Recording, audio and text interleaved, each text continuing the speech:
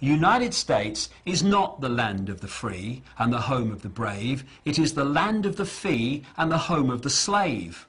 And more and more Americans are waking up to that fact, and hallelujah to that, because only if they do so and then act upon their new perception will they truly have any chance of living in a land that is anyway associated with freedom, and a land that makes a contribution to peace in the world, not a contribution to more and more slaughter, more and more conflict, and therefore more and more acquisition of people and land. We are now at the point where those institutions and these institutions of control and surveillance and all the rest of it are now being put in place. So this hidden dictatorship all this time is now coming to the surface where it can be seen.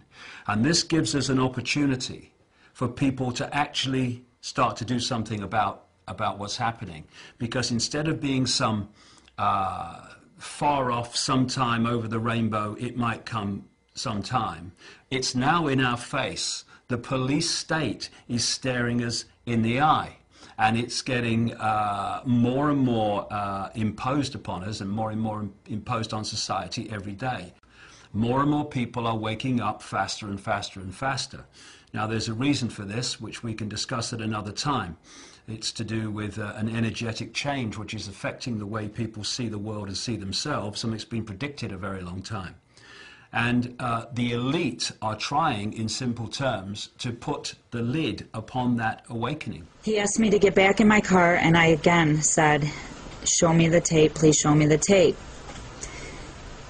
He asked me to get back in the car, and then he pulled out his taser and said I was under arrest.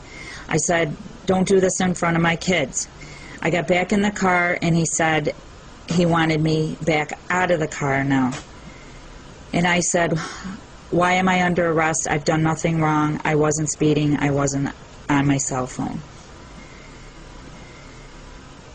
He then yanked me out of the car and wanted me to go down, put my hands, or lie. Pulled his taser out, and the first shot jolted me, and I was trying to get back in the car again because I was scared.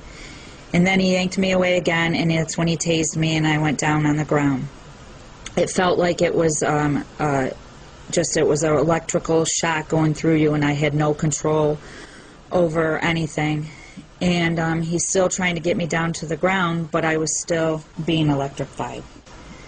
I'm sick of this, and I'll tell you why I'm sick of it. Because while these pathetic, naive people, despite all the evidence before them, are looking the other way, "Oh no, it's just paranoia," while they're doing that, they are allowing these people to impose their will on my children, on my life, and I'm not having it.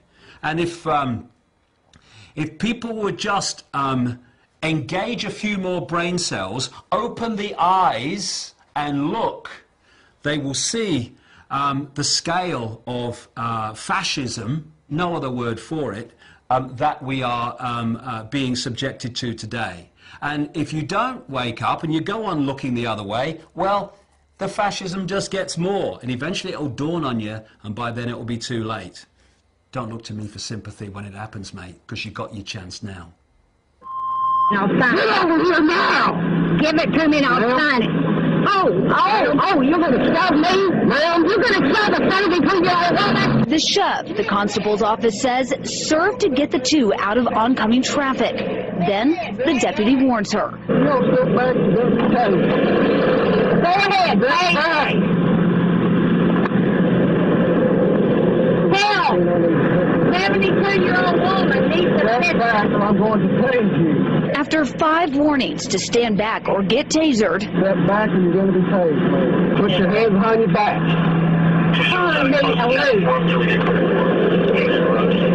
I'm getting back in my car. You're going to be tased. Stop. I'm getting back in my car. No, ma'am. Tase it. Get on the ground. Get on the ground. Oh! Now put your head behind your back. Put your head behind your back. You're going to be tased again. Oh! And if they, the people sitting on their backsides and sitting on their hands and looking the other way now, don't join with those who are challenging this gathering police state, then those who are challenging it now, who've understood what's happening and the methods used to impose it, they are going to be not with us when the knock comes on their door. Oh, I've just had a knock on the door. What do I do? Go down the concentration camp, mate. There's loads of people there who were telling you years ago that this was coming. You were watching the soap at the time, remember? It's unbelievable that people can be so blind when now it is so close to their eyes. Those who remain, by order of the City of Pittsburgh Chief of Police, I hereby declare this to be an unlawful assembly. I order all those assembled to immediately disperse. You must leave the immediate vicinity. If you do not disperse, you may be arrested and/or subject to other police action.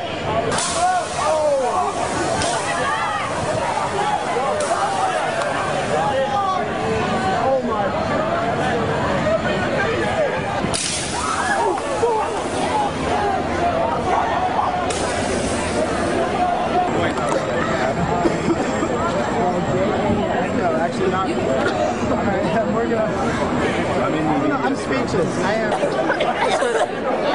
Good Lord.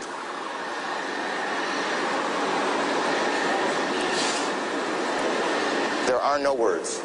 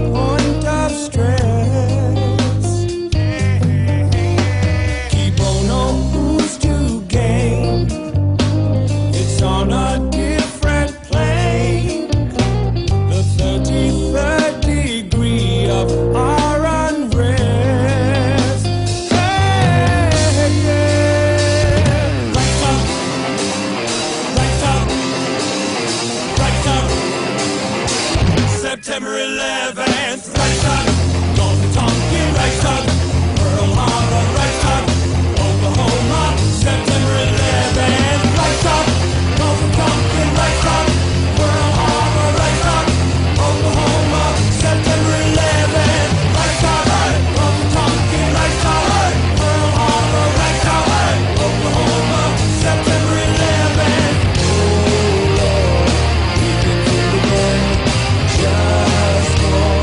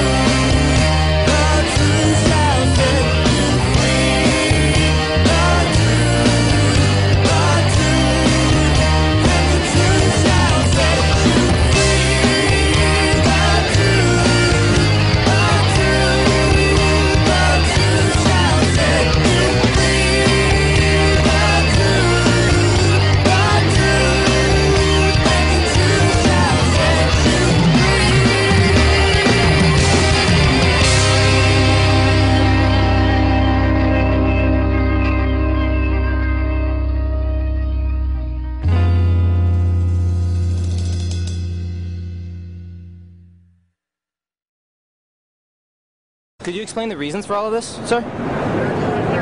What's happening? Sir? Could you explain what's happening? Why we have to disperse? What you see with people is that they're desperate to hear what they want to hear. And they're desperate for people to say, oh, no, these conspiracy theorists, they're all crazy, you know, they're all paranoid. It's not really going on. It's ridiculous. And this is done to protect you. This is done for you. You know, we're the government. We care for you. This is why we're doing it. So you go to sleep, you know, watch the telly. There's a game on in a minute, and you'll be fine. And we're just going to build another concentration camp. Okay, see you later. And what we need to do is stop this self-indulgence of picking up what we want to hear and trying to get ourselves to believe it. There's not a problem here. And actually look it in the face and realize that, if anything, George Orwell understated what we are heading towards unless we step up en masse and say enough, no more. So, are we going to make a stand now and draw a line in the sand and say here and no further? In fact, we're going to roll this back? Or are we going to wait until it's got really, really extreme, by which time there'll be so much infrastructure in place that drawing a line in the sand will be a serious challenge? And it's no good. I said to some policemen in Parliament Square a few months ago, ask yourself, when your child says to you, Mummy and Daddy, what were you doing when the police state was introduced? Oh, well, I was watching the telly, honey. Or in the policeman's case, I was helping to introduce it, dear. That's the situation we're facing. I'm sorry that I'm struggling to find words, because words fail me. The idea that governments, with their record, have the interests of the people at heart. Anyone who believes that is basically a lost cause in terms of understanding what's happening in the world. And I'll just leave them to get on with it. And when the knock comes on their door, don't call me. If people don't like it, well, they just have to do the other thing, because this is how it is. And we either face it now, or we face it a little bit further along the road, when if we think it's not very good now, it'll be a bloody nightmare by then. It's time to lift the arse off the sofa and bring an end to this nonsense, because otherwise we're just building our own prison cell or sitting around while someone does it. Is that sensible? I think not. Rise like lions after slumber in unvanquishable number. Shake your chains to earth like dew, which in sleep has fallen on you. Ye are many, they are few. When we figure that out, there goes their way of life.